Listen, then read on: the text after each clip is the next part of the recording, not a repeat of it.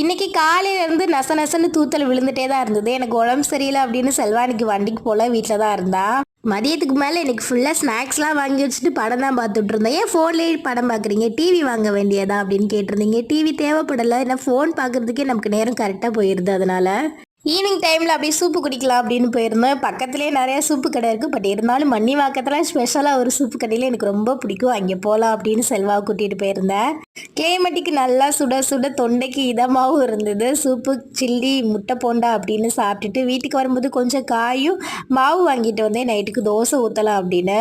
செல்வா எனக்கு நைட்டு சாப்பாடு வேணாம், எனக்கு பசிக்கலைன்னு சொல்லிட்டான். பட் நமக்கு டேப்லெட் முடுங்கணும்ல அப்படின்னு சொல்லிட்டு தாத்தா ஒரே ஒரு ஒயிட் கலர் வெங்காயம் கொடுத்துருந்தாங்க. அதை வச்சு முட்டை பொடி மாஸ், கொஞ்சம் சாதா ரசம் எல்லாமே இருந்தது. எல்லாமே சாப்பிட்டுட்டு ஃபைனலாக மோதை மட்டும் பிடிச்சிட்டு தூங்க வேண்டியது தான். இன்றைக்கி நம்ம ஃபேமிலியில் காவியா, பர்வீன், விஜி, அமுதாஸ்ரீ, பிரணவ் உங்களுக்கு இனிய பிறந்தநாள் நல்வாழ்த்துக்கள். பாய்.